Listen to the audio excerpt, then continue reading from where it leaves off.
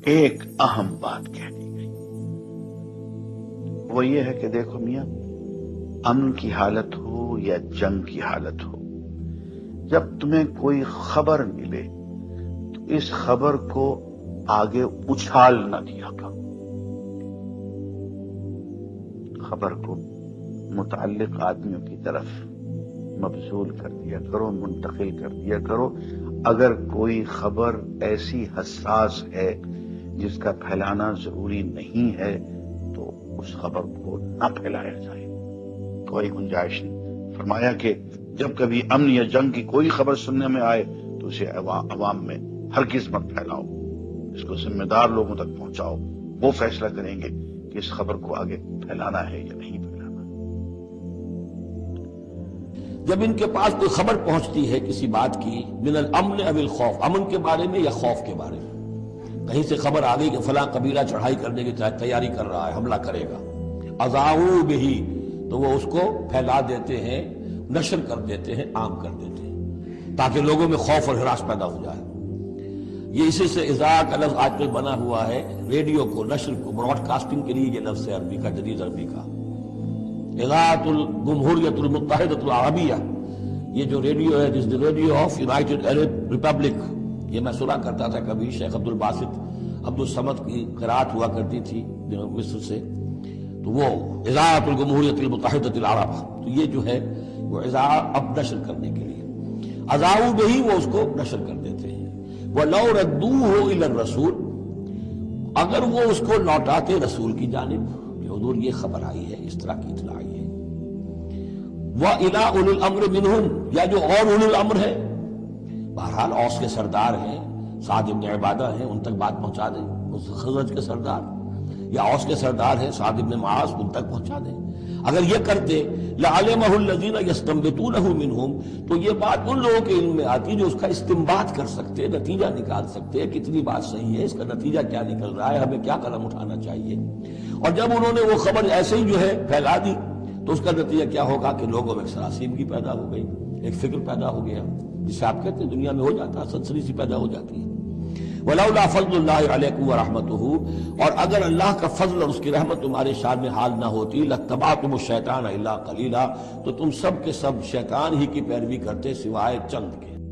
اے لوگو جو ایمان لائے ہو، اگر کوئی فاسق تمہارے پاس کوئی خبر لے کر آئے تو تحقیق کر لیا کرو، کہیں ایسا نہ ہو کہ تم کسی گروہ کو نادانستہ نقصان پہنچا بیٹھو اور پھر اپنے کیے پر پشیمان ہو۔ اکثر مفسرین کا بیان ہے کہ یہ آیت ولید بن عقبہ بن ابی معیط کے بارے میں نازل ہوئی ہے۔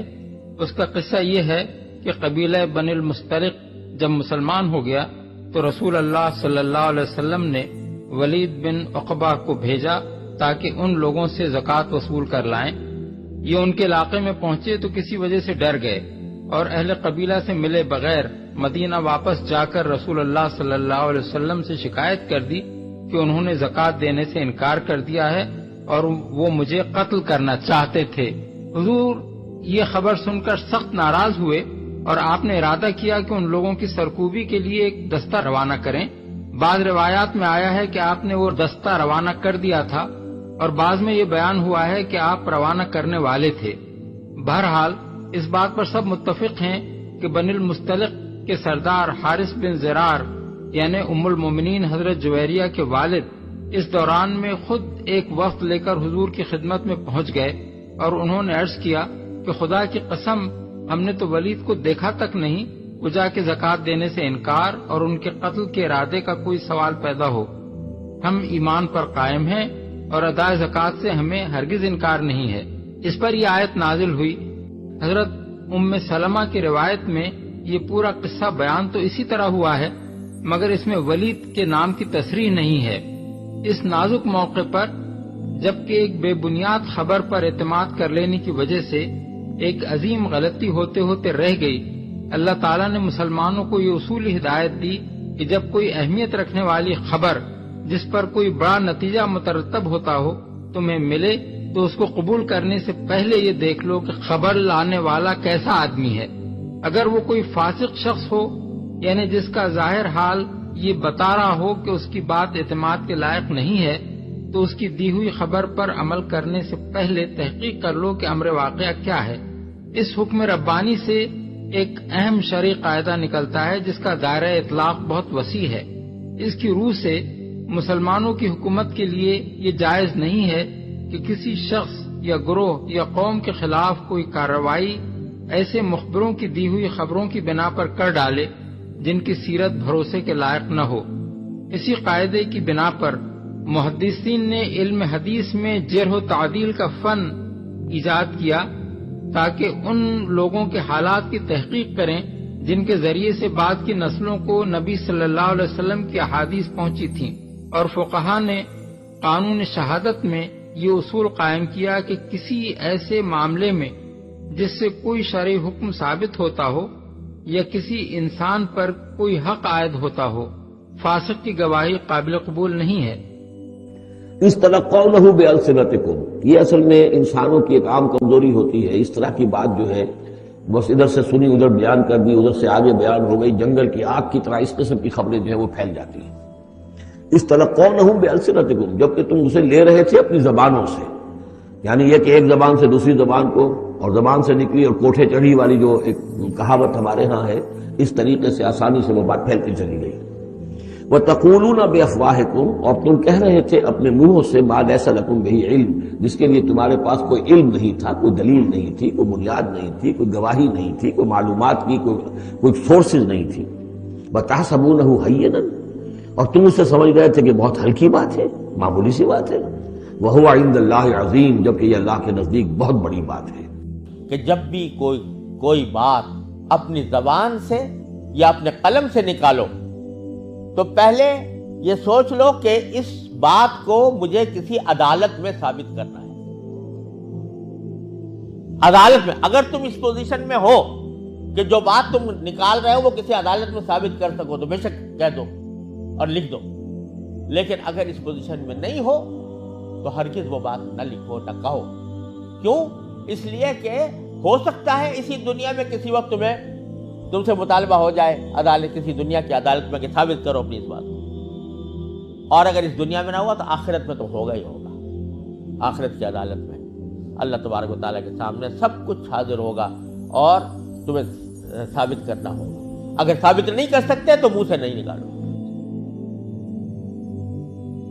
اور ہمارے اس براہ راست علم کے علاوہ دو کاتب اس کے دائیں اور بائیں بیٹھے ہر چیز ضبط کر رہے ہیں، کوئی لفظ اس کی زبان سے نہیں نکلتا جسے محفوظ کرنے کے لیے ایک حاضر باش نگراں موجود نہ ہو۔ یعنی ایک طرف تو ہم خود براہ راست انسان کی حرکات و سکنات اور اس کے خیالات کو جانتے ہیں، دوسری طرف ہر انسان پر دو فرشتے مامور ہیں جو اس کی ایک ایک بات کو نوٹ کر رہے ہیں، اور اس کا کوئی قول و فعل ان کے ریکارڈ سے نہیں چھوٹتا۔ اس کے معنی یہ ہیں کہ جس وقت اللہ تعالیٰ کی عدالت میں انسان کی پیشی ہوگی اس وقت اللہ کو خود بھی معلوم ہوگا کہ کون کیا کر کے آیا ہے، اور اس پر شہادت دینے کے لیے دو گواہ بھی موجود ہوں گے جو اس کے اعمال کا دستاویزی ثبوت لا کر سامنے رکھ دیں گے۔ یہ دستاویزی ثبوت کس نوعیت کا ہوگا اس کا ٹھیک تصور کرنا تو ہمارے لیے مشکل ہے، مگر جو حقائق آج ہمارے سامنے آ رہے ہیں انہیں دیکھ کر یہ بات بالکل یقینی معلوم ہوتی ہے کہ جس فضا میں انسان رہتا اور کام کرتا ہے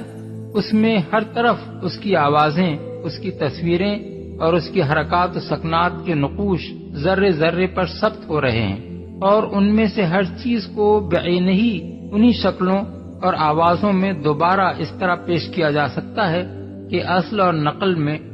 ذرہ برابر فرق نہ ہو۔ انسان یہ کام نہایت ہی محدود پیمانے پر آلات کی مدد سے کر رہا ہے، لیکن خدا کے فرشتے نہ ان آلات کے محتاج ہیں نہ ان قیود سے مقید۔ انسان کا اپنا جسم اور اس کے گرد پیش کی ہر چیز ان کی ٹیپ اور ان کی فلم ہے جس پر وہ ہر آواز اور ہر تصویر کو اس کی نازک ترین تفصیلات کے ساتھ جوں کی توں ثبت کر سکتے ہیں، اور قیامت کے روز آدمی کو اس کے اپنے کانوں سے، اس کی اپنی آواز میں اس کی وہ باتیں سنوا سکتے ہیں جو وہ دنیا میں کرتا تھا، اور اس کی اپنی آنکھوں سے اس کے اپنے تمام کرتوتوں کی چلتی پھرتی تصویریں دکھا سکتے ہیں جن کی صحت سے انکار کرنا اس کے لیے ممکن نہ رہے۔ اس مقام پر یہ بات بھی اچھی طرح سمجھ لینی چاہیے کہ اللہ تعالیٰ آخرت کی عدالت میں کسی شخص کو محض اپنے ذاتی علم کی بنا پر سزا نہ دے گا، بلکہ عدل کی تمام شرائط پوری کر کے اس کو سزا دے گا۔ اسی لیے دنیا میں ہر شخص کے اقوال و افعال کا مکمل ریکارڈ تیار کرایا جا رہا ہے تاکہ اس کی کارگزاریوں کا پورا ثبوت ناقابل انکار شہادتوں سے فراہم ہو جائے۔